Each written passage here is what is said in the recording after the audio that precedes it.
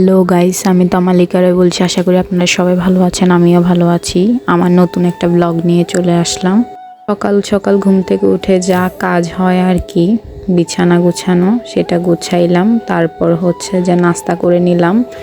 নাস্তা হচ্ছে পরোটা আর ডিম ভাজি, তারপর সাথে ছিল চাও খেয়ে নিলাম।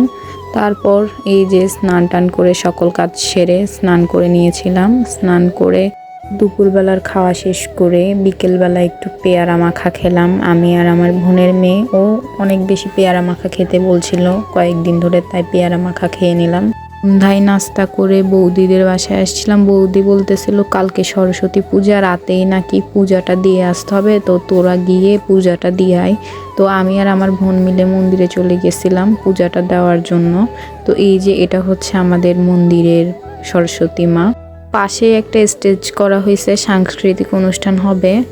তো বাসায় এসে দেখলাম আমার ভাই অনেক কাজ করতেছে। তো বাসায় আজকে হাঁস রান্না করা হবে, হাঁস পার্টি, সেজন্য সে মানে কাটা বাছা সব করতেছে। সে কত কাজের মানুষ সেটা দেখাইতেছিল। হাঁসটা কাটা বাছা সব শেষ হলে সকল মশলা দিয়ে হাঁসটাকে ম্যারিনেট করে রেখেছিল। তো হাঁসটা এখন রান্না করতে বসাই দিবে। তো এই সব ভিডিও বৌদি করেছে, তো আমি বৌদির থেকে সংগ্রহ করেছি। হাঁসটা যখন রান্না হচ্ছিল তখন আমি আবার আমাদের বাসায় গিয়েছিলাম, আর বৌদিদের বাসায় হাঁসটা রান্না হচ্ছিল। তো এই শীতের মধ্যেই প্রথমবার হাঁসের মাংস খাচ্ছি। হাঁসের মাংস রান্নাটা কিন্তু অনেক মজা হয়েছিল।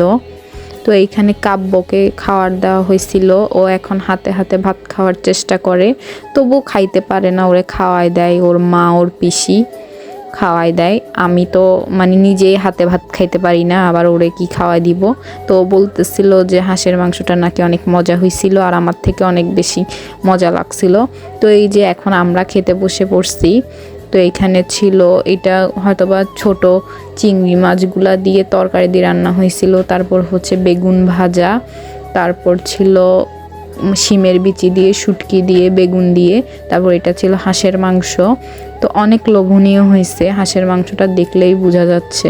আজকের ভিডিওটাই পর্যন্ত। ভালো লাগলে ভিডিওটি লাইক, কমেন্ট, শেয়ার, সাবস্ক্রাইব করবেন। আমার ফেসবুক থেকে দেখে থাকলে ফলো দিবেন, ইউটিউব থেকে দেখে থাকলে সাবস্ক্রাইব করবেন। ফেসবুক অ্যান্ড ইউটিউব চ্যানেলের নাম হচ্ছে Tamalika Roy. Thanks for watching this video.